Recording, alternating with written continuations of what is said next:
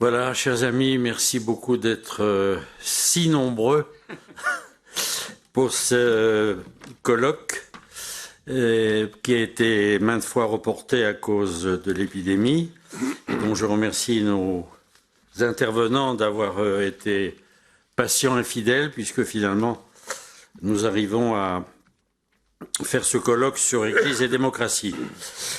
Alors, je veux préciser d'abord comment va se passer la séance. Nous avons donc 4 interventions que nous allons scinder par un temps d'arrêt après les 2 premières interventions. Et nous aurons un temps de discussion tout à fait à la fin.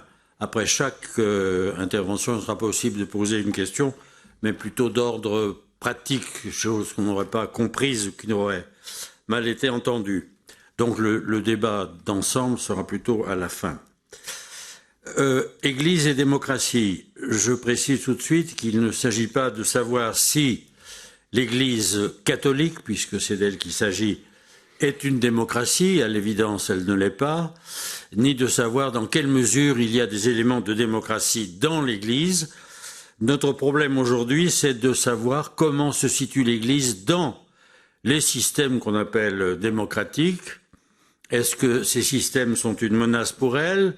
Quelle place peut-elle avoir? Quel rôle a-t-elle joué elle-même pour l'avènement de ces démocraties? Voilà nos questions. Donc il ne s'agit pas de faire de l'ecclésiologie, mais plutôt de la réflexion de philosophie politique.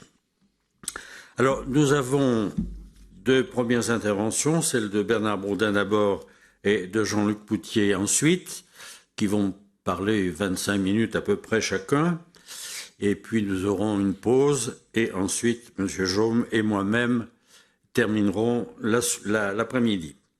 Voilà, je donne donc tout de suite la parole à Bernard Bourdin. Comme on dit d'habitude, inutile de le présenter, mais je le présente quand même. Il est dominicain de l'Ordre des Frères Prêcheurs et il est directeur du Centre d'études du Sauchoir et en même temps professeur à l'Institut catholique de Paris, s'occupant en particulier de l'Institut social. La faculté des sciences sociales. Voilà, et qui a fait de nombreux livres, notamment autour de Carl Schmitt, de Jacques Ier, le roi d'Angleterre. Voilà, Bernard, tu as la parole. Merci beaucoup. Merci, Paul, pour ton introduction et ta présentation de cette demi-journée qui, en effet, a tardé, mais avec un peu de patience, on a fini par y parvenir. Et donc, il me revient de lancer cet après-midi de réflexion sur l'angle, pour moi, c'est l'angle que j'ai choisi, l'angle magistériel. Donc, je sais bien que l'angle magistériel ne dit pas tout sur le rapport de l'Église catholique avec la démocratie, mais il dit un certain nombre de choses quand même sur la position du siège romain depuis le 19e siècle jusqu'au 20e. Alors je m'en tiendrai, parce que tout ça est déjà très vaste, en 25 minutes, une demi-heure, je m'en tiendrai à 2 sons, en quelque sorte. D'un côté, fin du 19e siècle, Léon XIII, qui apporte quand même indéniablement, un tournant, pas forcément par rapport à la démocratie, mais un tournant quand même. Et puis, à Vatican II, le texte bien connu, la Constitution Gaudium et Spes, concernant en particulier le chapitre 4, qui s'intitule d'ailleurs la vie politique. C'est peut-être le texte sur lequel je m'attarderai le moins, mais enfin on verra bien. Mais ce sont ces 2 volets qui m'intéressent. Alors au préalable, je voudrais quand même dire ceci, ce point à mon avis qui me paraît très important, qui mériterait d'ailleurs beaucoup de développement, traiter de ce sujet sous l'angle en tout cas qui est le mien, Église catholique et démocratie, c'est en arrière-plan au fond avoir à l'esprit qu'il n'y a pas plus incompatible que le catholicisme avec les théories politiques modernes du contrat. Donc ça crée tout de suite forcément un contentieux fort. Depuis à ma droite, Lucien Jaume, c'est tout ça par cœur, les fondements de la politique moderne depuis le XVIIe siècle, toutes les théories contractualistes ont forcément, et on le voit bien sous la Révolution d'ailleurs, mis très mal à l'aise le positionnement institutionnel du Saint-Siège par rapport à la démocratie. C'est quasiment une évidence historique. Et ça tient à une donnée, il y a une donnée clé, un concept clé qu'il faut tout de suite mettre en évidence et qu'on va retrouver d'ailleurs chez Léon XIII et même à Gaudium et Spes. C'est pour ça que c'est important de partir de là. C'est le concept de nature. On ne parle plus de la même nature. C'est-à-dire qu'on ne parle plus de la nature d'Aristote ou la nature de Thomas d'Aquin. On parle d'une nature qui est pensée comme antérieure à l'état politique. C'est comme cela depuis Hobbes jusqu'à Rousseau, en passant par Spinoza, par Locke, et on pourrait citer aussi tous les justes naturalistes. Et c'est cette nature-là qui, évidemment, est conflictuelle, puisque toute la pensée politique catholique, en tout cas à partir au moins du XIIIe siècle, s'est structurée autour de l'idée héritée d'Aristote que l'homme est un animal naturellement politique. Et voilà que les modernes nous enseignent que l'homme n'est pas naturellement un animal politique, mais qu'il le devient simplement. Ce qui évidemment change complètement la donne et installe l'Église catholique dans une position inconfortable et conflictuelle, je dirais même, après le grand événement de la Révolution française. Alors, il va lui falloir prendre position face à ces mutations philosophiques et politiques révolutionnaires. Et au départ, elle le fait sur un mode très frontal, puisque j'emmenais avec moi d'ailleurs ce document qui est bien connu de beaucoup, le syllabus, sur lequel je ne vais pas évidemment m'attarder, c'est pas le thème de la conférence, mais lorsqu'il paraît en 1864, c'est un catalogue des idées modernes en 80 points. On voit bien, c'est une sorte de manifeste inséré dans une encyclique, un Quanta Cura, je crois, si je me souviens bien, qui s'oppose très clairement à toutes les idées modernes. Et en le relisant, sans doute un peu rapidement, mais j'ai pu constater que même le mot démocratie n'apparaît pas. En fait, jamais. C'est pas tellement l'objet, et ça confirme l'idée que pour le grand ennemi au plan politique pour l'Église à cette époque-là, c'est le libéralisme, au fond.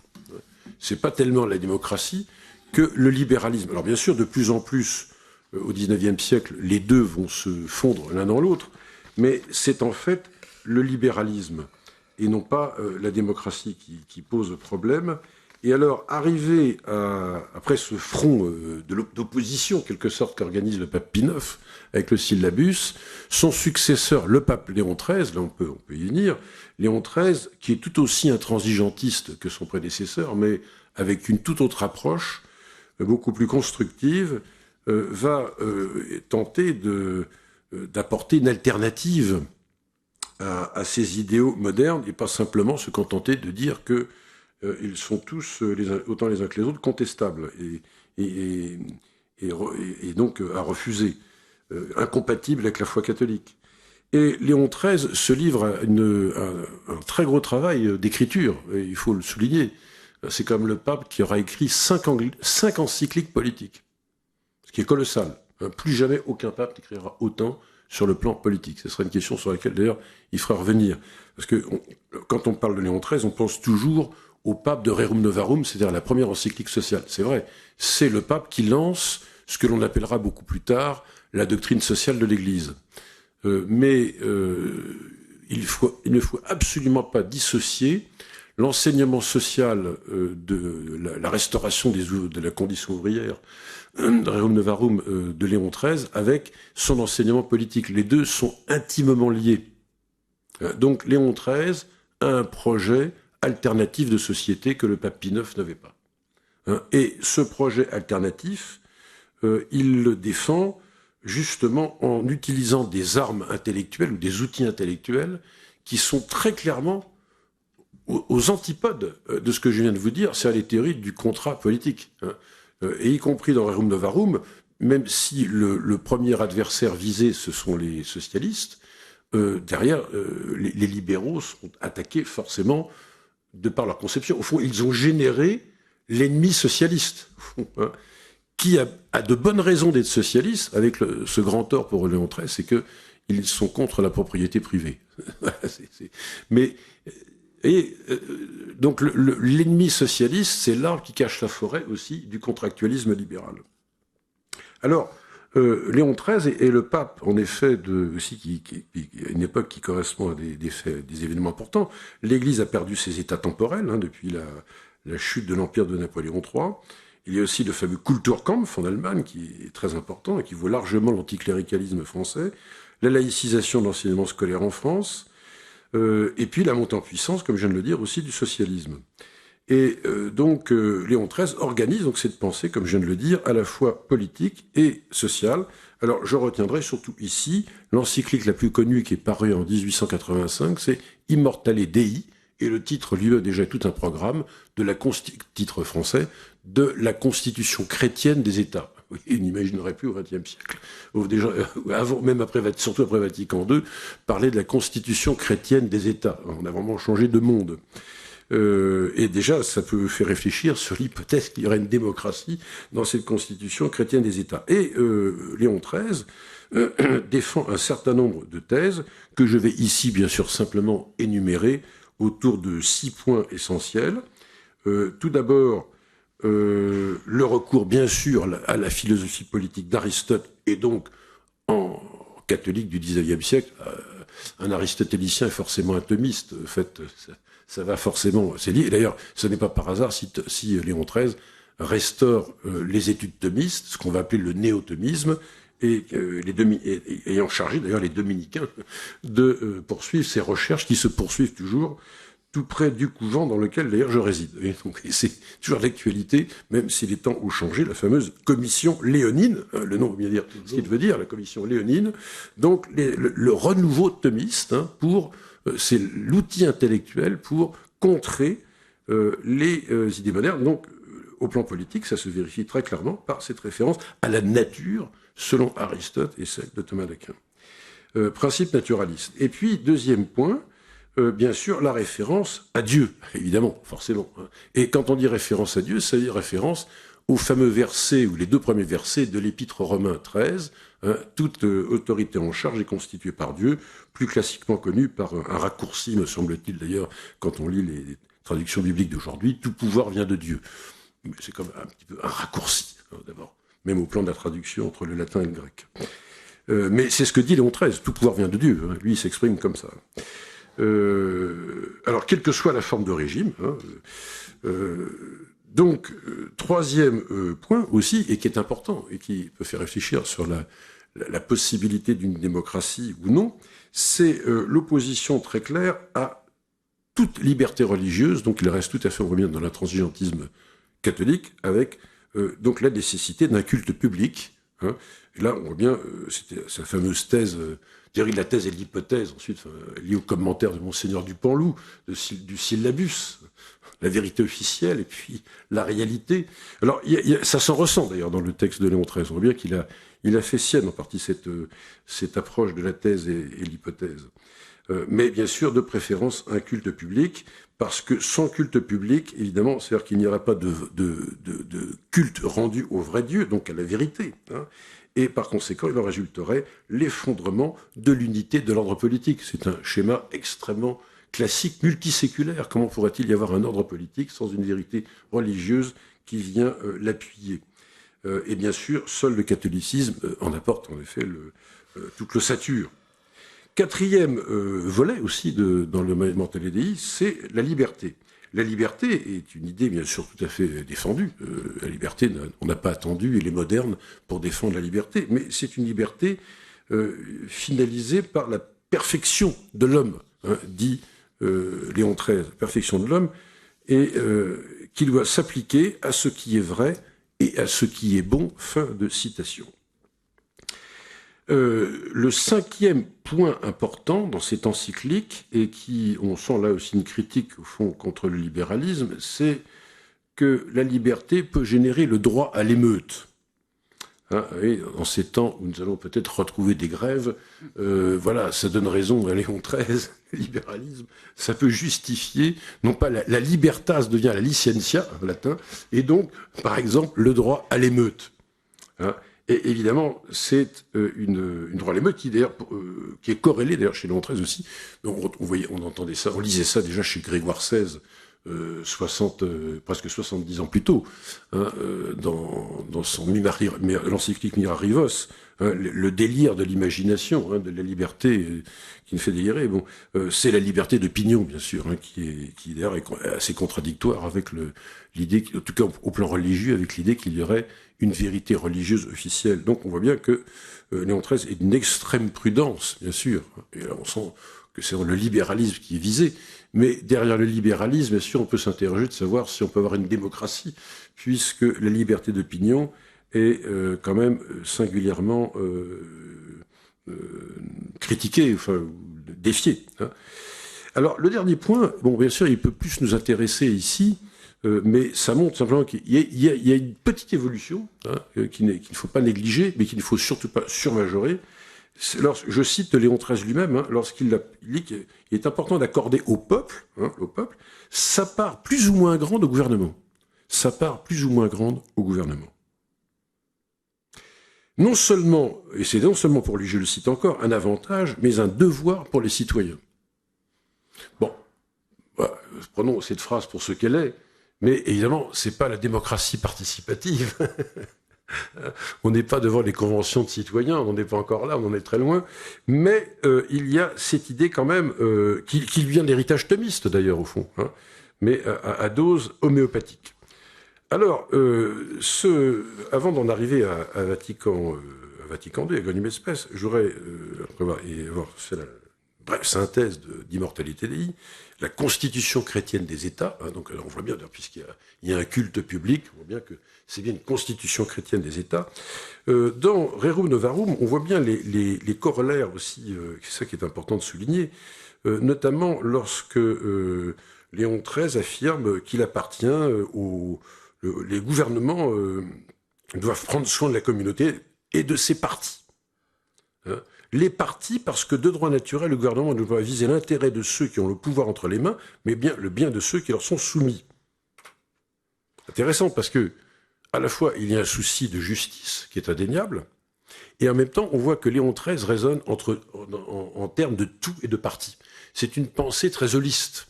Ils sont parfaitement anti-individualistes.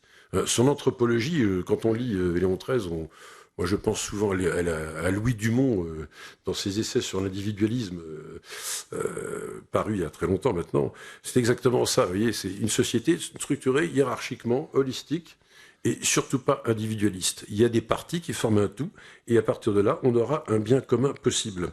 Et ça, c'est tout à fait un des nerfs vitaux de cette doctrine sociale. Et puis alors, surtout aussi, bien sûr, elle doit viser à régénérer une société en décadence. Hein, et il faut lui permettre de revenir à ses origines, à ses fondements. Bien sûr, la foi chrétienne. Et Léon XIII conclura son enseignement social dans Rerum Novarum en disant ceci: la religion ainsi constituée comme fondement de toutes les lois sociales, il n'est pas difficile de déterminer les relations mutuelles à établir entre les membres pour obtenir la paix et la prospérité de la société. Les diverses fonctions doivent être réparties de la manière la plus favorable aux intérêts communs, en sorte que l'inégalité ne nuise point à la concorde. L'inégalité. C'est-à-dire combien que si vous mettez en vis-à-vis la déclaration de 1789, l'égalité, comme un des principes fondamentaux des droits de l'homme, l'inégalité est au contraire la structuration même de l'ordre social. Et c'est parfaitement compatible avec la justice dans ce raisonnement. Mais il y a une inégalité et tout ceci doit conduire à une concorde. Donc on voit bien que les schémas de pensée de Léon XIII ne peuvent pas se concilier avec des principes d'une démocratie libérale moderne qui repose tout à fait sur d'autres concepts. Mais il y a une éthique, il y a une vision éthique de la société, il y a une visée du bien commun, mais fondée aussi bien sûr sur la religion. Alors, que se passe-t-il à Vatican II? Que se passe-t-il à Vatican II avec la constitution Gaudium et Spes? C'est-à-dire qu'entre 80 ans passés, il y a eu 2 guerres mondiales, il y a eu les systèmes totalitaires, l'Église n'a plus eu l'équivalent d'un Léon XIII en termes de pensée politique, si ce n'est à l'époque de Pie XI avec les 2 encycliques antitotalitaires contre le nazisme et contre le stalinisme. Donc d'un côté le néopaganisme et de l'autre l'athéisme communiste. Mais il y a eu Quas Primas aussi, mais enfin c'est comme très très faible, je trouve. C'est pas très marquant. Donc il a fallu attendre véritablement Vatican II pour qu'il y ait un retour à la réflexion politique, mais à la lumière de toutes ces expériences considérables. Donc on n'est plus du tout dans le monde du XIXe siècle. Et Vatican II donc arrive, et dans cette constitution Gaudium et Spes, il y a ce chapitre, dont je tiens d'ailleurs ici à souligner que c'est le plus petit chapitre de Gaudium et Spes. Ça m'a beaucoup frappé. Il dépasse pas, je l'ai ici, je l'ai photocopié, il ne dépasse pas les 8 pages par rapport à d'autres thèmes qui sont beaucoup plus développés. Ce qui en dit assez long encore sur la faiblesse relative, je dirais, de la réflexion politique. Mais ce chapitre a le mérite d'exister, et on va voir en effet que, de même que, si vous voulez, Léon XIII, et notamment par la voix du cardinal Lavigerie en France, avait préconisé le ralliement à la République, mais qui était un ralliement, au vu de ce que je viens de vous dire, de sa pensée, un ralliement constitutionnel, pas un ralliement philosophique. Il ne faut pas se méprendre sur le sens du ralliement. Eh bien, Vatican II, au fond, se rallie aussi, on peut dire, à la démocratie, mais attention, il faut s'entendre bien s'entendre sur le mot. Ouais. Qu'est-ce que ça signifie, hein, démocratie? Alors, en effet, à Gaudium et Spes, on a quand même, malgré tout, une mutation qui s'est faite, mais qui reste aussi sur une profonde continuité quant aux références philosophiques et anthropologiques de l'Église. C'est-à-dire que l'Église ne revient pas, les pères du Concile ne reviennent pas sur le naturalisme de ces conceptions politiques. Alors avec certainement l'apport du personnalisme du XXe siècle, je pense évidemment à Jacques Maritain en particulier, mais elle reste profondément attachée à sa vision naturaliste. Et donc il est hors de question de faire la moindre concession aux théories contractualistes, ce qui d'ailleurs, entre nous soit dit, fait complètement tomber l'idée selon laquelle, si on suivait en tout cas la critique de l'intégrisme ou du traditionnalisme catholique, que l'Église se serait ralliée à 1789. On est très très loin de ça. C'est au fond une évolution, mais dans une continuité par rapport à ses principes. Et la question qu'on peut se poser, au fond, est-ce que Vatican II n'a pas introduit une conception catholique de la démocratie? Et j'ai dit une conception catholique. Et je ne dis pas une démocratie catholique ou une démocratie chrétienne, mais une conception catholique de la démocratie. C'est-à-dire qu'elle voit bien ce qu'elle ne voyait pas avant. C'est qu'au fond, on peut très bien penser, selon les concepts propres à la tradition catholique, ce qu'est une démocratie, sans rien céder, encore une fois, aux concepts qui libéraux ou contractualistes. Et donc, la combinaison, et tout en acceptant aussi les acquis pratiques. Par exemple, on voit très clairement que dans le chapitre 4 sur la vie politique, l'Église, les pères du Concile défendent l'idée de liberté d'association, de réunion. Ce sont bien des principes libéraux, au fond, mais qui se conjuguent très bien avec le fait que la vie politique s'enracine dans un ordre de nature, avec du droit naturel, de la loi naturelle,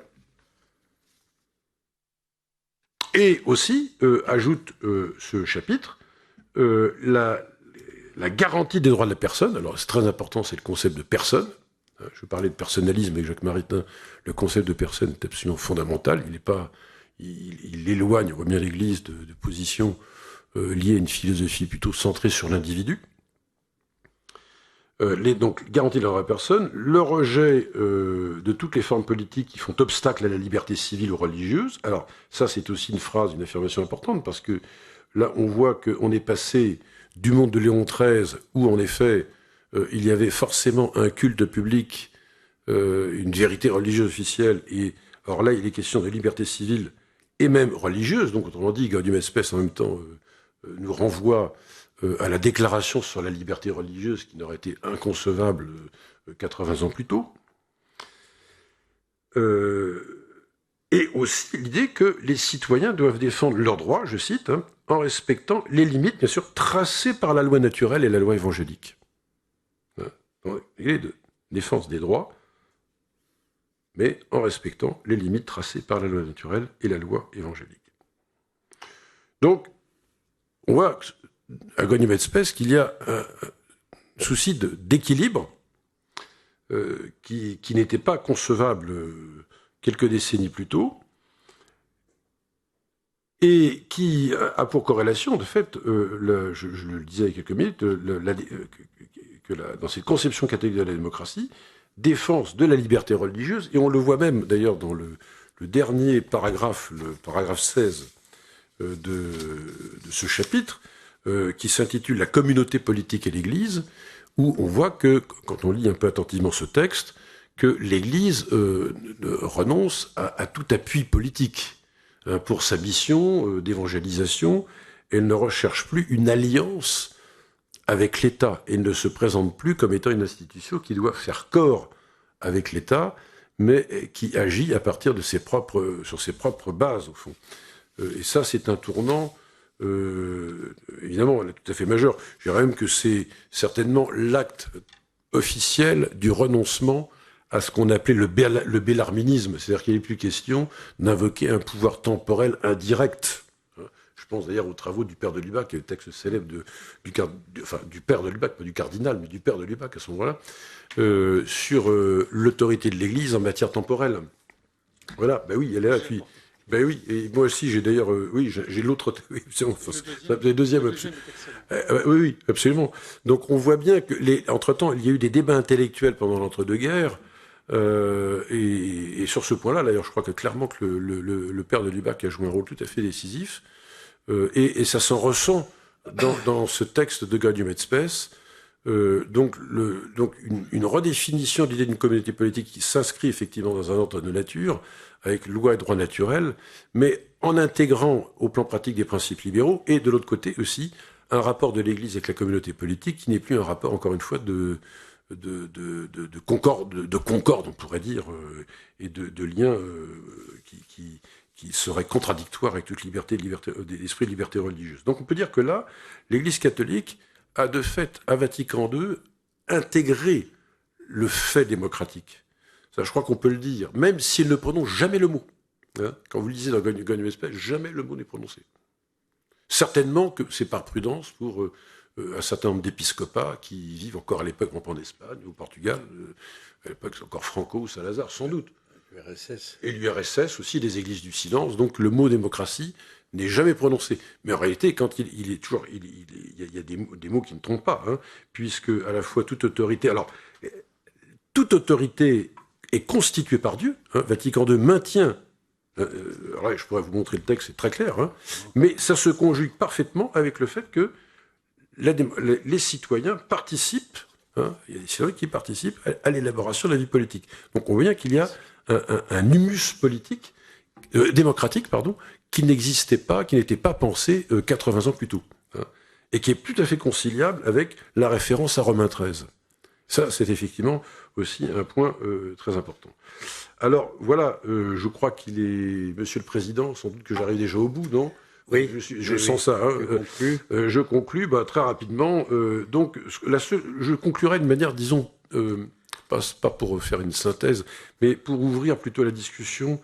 En même temps, quand on lit ce texte de Ganymed-Spes, en même temps, il est source, à mon sens, hein, d'un grand malentendu historique, ensuite, et qui se poursuit jusqu'à nos jours, à mon avis, qui n'est pas épuisé. C'est très actuel. Hein. Un grand malentendu historique sur ce qu'on appelle démocratie, d'abord, vu du côté de l'Église, démocratie moderne, son rapport au libéralisme, et j'ajouterais même son rapport aux droits de l'homme. Je pense que le malentendu se traduit, d'ailleurs, on voit bien dans les débats sociétaux ultra-contemporains. En réalité, nous utilisons des mots qui sont les mêmes syntagmes, mais qui ne recouvrent pas du tout les mêmes réalités. Donc c'est-à-dire qu'il ne faut pas faire dire à Vatican II plus qu'il n'a dit. Je crois que c'est ça qu'on a entendu historique, plus qu'il n'a dit. Pas lui faire dire moins non plus. Hein. Mais donc ce n'est pas un ralliement. Je crois que ce n'est pas un ralliement à la démocratie moderne. C'est une option de l'Église catholique pour la démocratie selon ses propres bases conceptuelles. Et la racine conceptuelle du malentendu, encore aujourd'hui, à mon avis, est là. Voilà comment je conclurai mon propos. Voilà, merci Bernard pour cette intervention qui nous a montré, je crois, comment les choses évoluent dans l'Église catholique. Contrairement à ce qu'on croit, elle bouge, mais elle bouge peu à peu, grâce au travail secret, discret, de théologiens, de politiques, de laïcs, de toutes sortes. Voilà, merci d'avoir fait cet enjambement de Léon XIII au Concile. Pour ma part, j'insisterai beaucoup sur le texte Dignitatis Humanae, sur la liberté religieuse, parce que quoi qu'en ait dit Benoît XVI, ce texte constitue véritablement un tournant, pour ne pas dire une rupture, par rapport à l'idée de liberté religieuse et de quasi-ralliement au libéralisme. Voilà, je vais maintenant donner la parole à Jean-Luc Potier, qui enseigne dans cette maison, qui a été longtemps conseiller culturel à l'ambassade de France près du Saint-Siège, qui a enseigné très longtemps à Sciences Po Paris et qui nous fait l'honneur d'enseigner aussi dans cette maison. Je signale simplement un de ses livres de 2007, au titre un peu provocateur, « Dieu est un homme politique », mais le sous-titre peut introduire très bien son intervention, le sous-titre étant « Pour une présence chrétienne en démocratie ». Merci Jean-Luc de votre intervention. Merci beaucoup, Père, pour cette présentation. Alors, mon intervention va tangenter le thème général de notre rencontre de cet après-midi, mais sans y être au centre, puisque ce qu'il m'a été demandé de traiter, c'est l'impossible gouvernement du peuple, mais pas l'impossible gouvernement du peuple dans l'Église, l'impossible gouvernement du peuple en général. Alors, le principe de la République française est gouvernement du peuple, par le peuple et pour le peuple. L'article 2 de la Constitution de la Ve République reprend ainsi l'expression d'Abraham Lincoln dans son discours de Gettysburg le 19 novembre 1863. En pleine guerre de sécession, le président républicain des États-Unis d'Amérique était venu dans cette petite ville de Pennsylvanie consacrer un champ de bataille où étaient morts 7863 soldats de l'Union et de la Confédération entre le 1er et le 3 juillet 1863. C'était donc un discours de guerre. En conclusion de sa brève adresse de 272 mots à la nation américaine, Lincoln formulait le vœu que le gouvernement du peuple, par le peuple et pour le peuple ne disparaisse jamais de la surface de la terre. La formule de Lincoln a ensuite été reprise par divers gouvernants comme la définition même de la démocratie moderne, que ce soit Winston Churchill en 1947, au tout début de la guerre froide, ou, nous venons de le voir, les rédacteurs de la Constitution de la Ve République en 1958. Le peuple se trouve ainsi placé au cœur de la démocratie ou de la République moderne. Je ne reviendrai pas sur les nuances démocratie-république, mettons-les entre parenthèses pour le moment. Ce qui renvoie, pour comprendre la démocratie, à la définition du peuple. Et là, les difficultés commencent. Dans son introduction à la philosophie politique, Raymond Aron estimait que si on disait que la démocratie est la souveraineté du peuple, il y aurait au moins deux mots obscurs dans la définition, le mot souveraineté et le mot peuple. Les juristes, ajoutait-il, discutent indéfiniment pour savoir exactement ce qu'est la souveraineté. En outre, quand on dit souveraineté du peuple, on rend possible toutes sortes de jeux idéologiques. En effet, comme on ne sait pas très bien ce qu'est le peuple, est-ce l'ensemble des individus d'une société, ou bien ceux qui sont des citoyens par excellence? Est-ce qu'une minorité active ne peut pas se dire le peuple plus qu'une majorité passive? Et qu'il y a dans l'idéologie politique toutes sortes de manipulations de la notion de peuple, il vaut mieux laisser de côté des notions obscures, ajoutait Aron, et partir de faits très simples. Il optait alors pour une définition procédurale de la démocratie. La démocratie me paraît pouvoir être définie sociologiquement comme l'organisation de la concurrence pacifique en vue de l'exercice du pouvoir. Loin de toute approche essentialiste, des définitions semblables peuvent être trouvées en Italie chez Norberto Bobbio ou en Allemagne chez Jürgen Habermas, mais très rarement aux États-Unis. peut-être chez Dahl, mais aux États-Unis, où un John Dewey, par exemple, se situe à 1000 lieues d'une telle conception. Si l'étymologie de démocratie ne prête guère à contestation, démos le peuple et kratos le pouvoir, le sens du mot a fait en revanche l'objet de multiples interprétations, nous y reviendrons. Il en va de même pour le mot peuple. Pour Cicéron, par peuple, il faut entendre non tout un assemblage d'hommes groupés en un troupeau d'une manière quelconque, mais un groupe nombreux d'hommes associés les uns aux autres par leur adhésion à une même loi et à une certaine communauté d'intérêts. La métaphore du troupeau était appelée à une longue postérité. Dans un premier temps, il sera question ici de ce périmètre du peuple qui a donné lieu au fil des siècles à de multiples spéculations. Puis reviendra l'ambiguïté de l'expression pouvoir du peuple.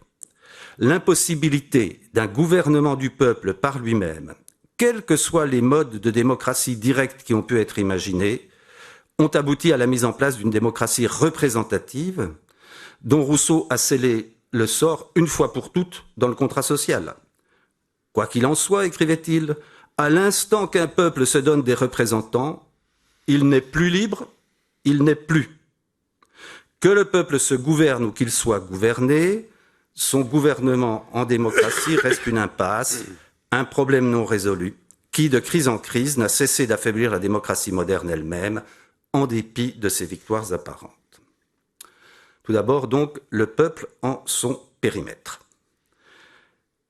Là, ce n'est pas le vide qui guette, c'est plutôt le trop-plein, c'est un peu comme la succession du général de Gaulle. D'autant plus que la montée des mouvements populistes a relancé les spéculations sur la notion de peuple. Il convenait donc de choisir. Et il est apparu intéressant, en lien avec le thème de cet après-midi, d'aller regarder du côté des théologies argentines du peuple, puisqu'aussi bien elles inspirent en partie la pensée et l'action du pape François. Voici la définition du peuple que donnait Juan Carlos Scanone, jésuite, qui fut un des professeurs de Jorge Mario Bergoglio pendant sa formation. Scanone expliquait que dans la théologie argentine de la libération, l'analyse sociale marxiste n'est pas utilisée, mais plutôt une analyse historico-culturelle non basée sur la lutte des classes comme un principe déterminant d'interprétation de la société et de l'histoire. Donc, par rapport à la théologie de la libération, le marxisme est mis de côté. Et dans ce cadre, le peuple est le sujet communautaire d'une expérience historique commune, d'un mode de vie commun, c'est-à-dire d'une culture commune et d'un destin commun, un projet historique au moins implicite de bien commun. Il désigne donc un sujet collectif historico-culturel et éthico-politique en le concevant comme une communauté organique.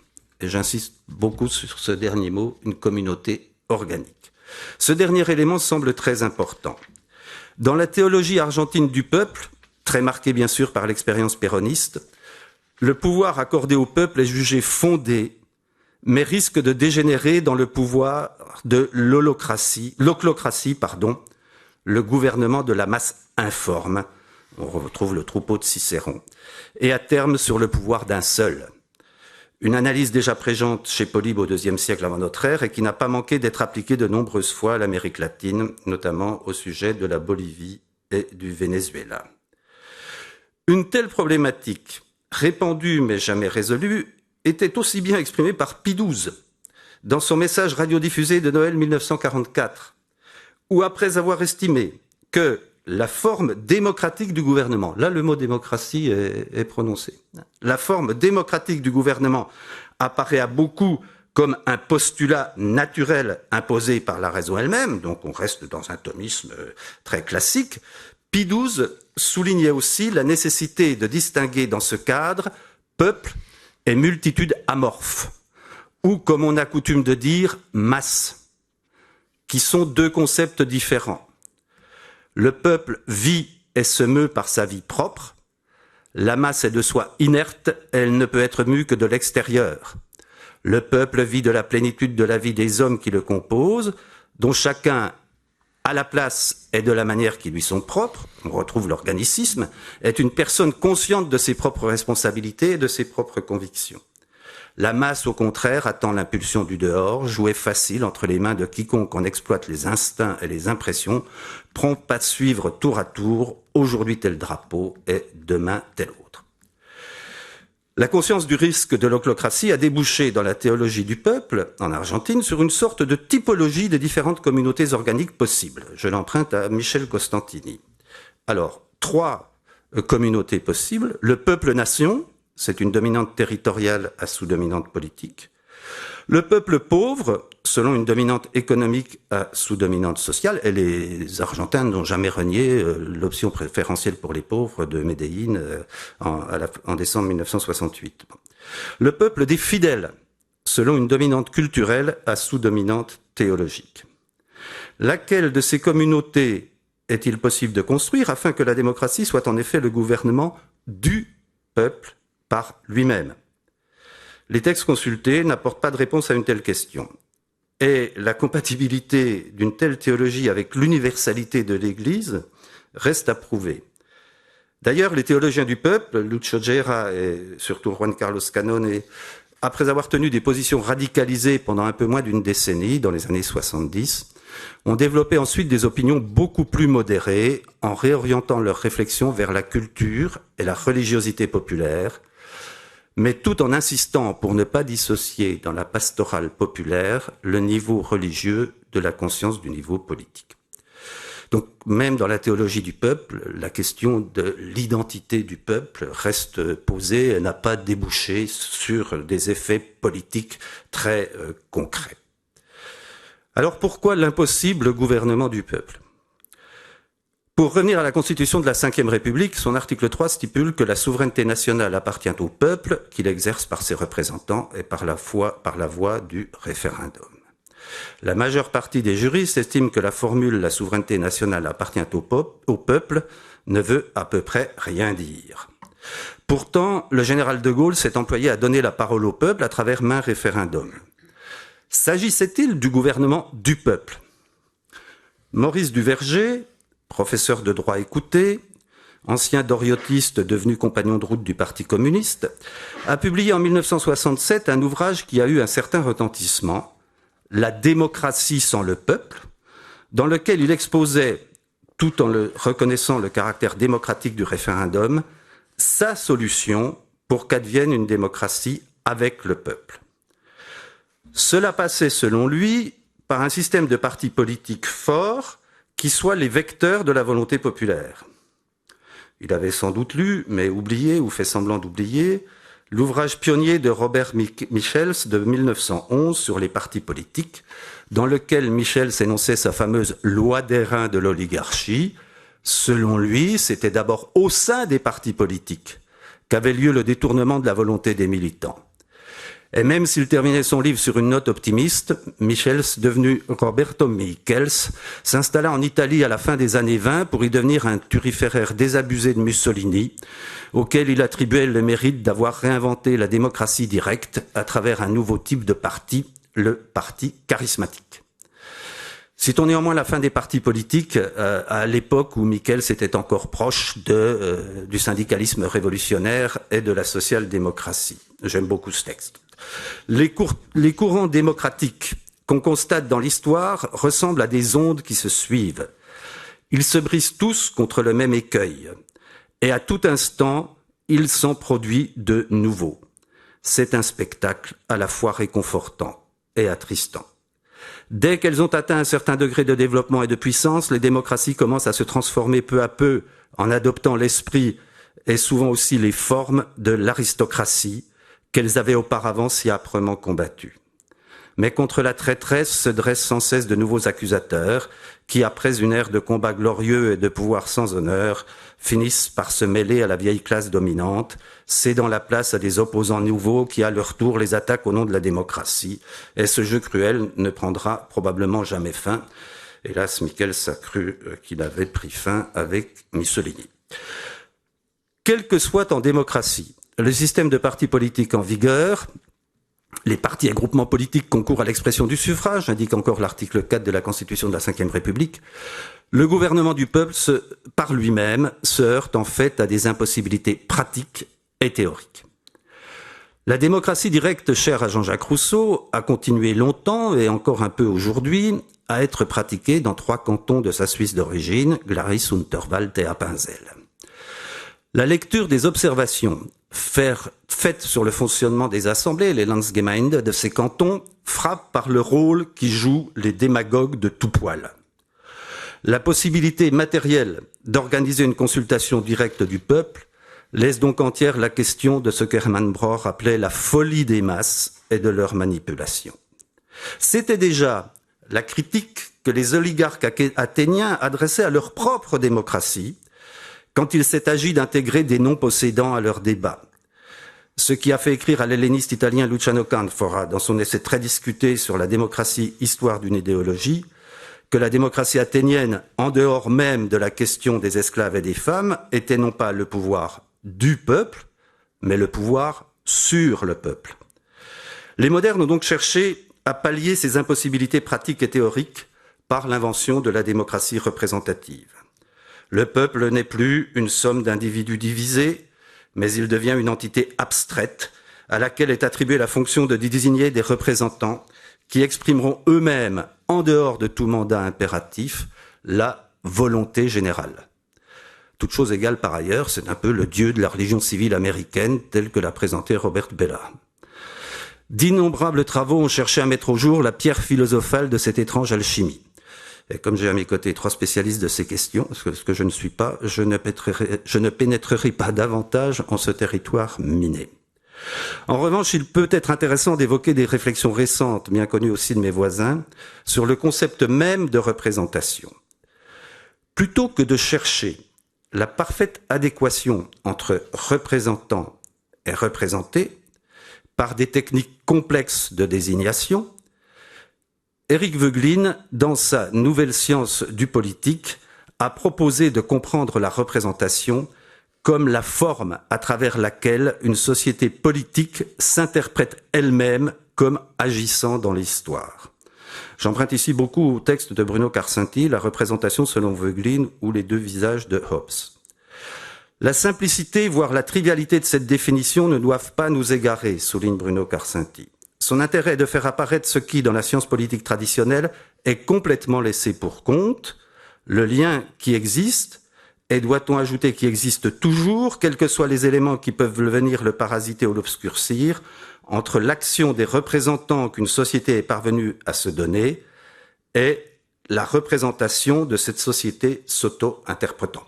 On n'est donc plus du tout dans la désignation de représentants qui vont exprimer, selon des modes discutables, la volonté générale. Là, on est entre l'action des représentants que la société s'est donnée et la représentation de cette société qui s'auto-interprète. Voegelin opère un déplacement et contourne les apories de la démocratie moderne en posant la question du référent du représentant et non plus de son mode de désignation. Parler de représentant politique, c'est pour lui admettre une forme de pensée que la société produit à propos d'elle-même, une représentation qui ne se laisse pas réduire à la logique de la délégation, du transfert et de l'autorisation à partir du peuple érigé en sujet de la politique. C'est renvoyer à un mode d'existence de la société qui, dans l'interprétation qu'elle produit d'elle-même, conçoit son action et acquiert ainsi du point de vue d'elle-même une réalité historique. Selon Voegelin, c'est l'oubli de l'idée que la société se fait d'elle-même qui explique le décalage entre ce que le peuple pense exprimer par le choix de ses représentants et les choix opérés par ses représentants eux-mêmes. Le problème n'est donc plus du tout celui de la démocratie directe ou indirecte. Il est celui de l'effacement de la notion de transcendance par ce que Voegelin a appelé une gnose, qui s'est substitué entre le XIIIe siècle et la Réforme à l'ordre grec revisité par le christianisme et qui a immanentisé la notion de salut. Le regard se porte alors vers l'élaboration d'une nouvelle théologie politique, ce qui va faire plaisir à Bernard Bourdin, une théologie politique qui ne soit pas une politisation faussée du religieux, ce que tu nous as expliqué dans Gaudium et Spes, mais bien une conscience de l'ordre dans lequel une société entend vivre. La pensée de Voegelin a des adeptes, mais aussi de virulents critiques, qu'il suffise de se reporter au livre récent de Géraldine Mühlmann sur l'imposture du théologico-politique. Pourtant, la réflexion post-schmittienne sur la théologie politique est déjà plus que balbutiante. Dans un ouvrage publié en novembre dernier, Réinventer la démocratie, un bon spécialiste italien des questions de représentation, Giuseppe Duso, a ajouté à ses écrits précédents un chapitre intitulé « Au-delà de la représentation moderne, à la lumière de la théologie politique ». Le salut viendra-t-il de ce côté? Une nouvelle théologie politique accouchera-t-elle de la possibilité d'un gouvernement du peuple? Rien n'est moins sûr, mais il n'est pas nécessaire d'espérer pour entreprendre, ni de réussir pour persévérer. Merci beaucoup pour nous laisser sur ces interrogations, car je crois qu'en effet, il est peut-être de la nature de la démocratie de s'interroger sans arrêt sur elle-même et sur ce qu'elle signifie. Après tout, nous cherchons la justice et nous ne la trouvons pas toujours.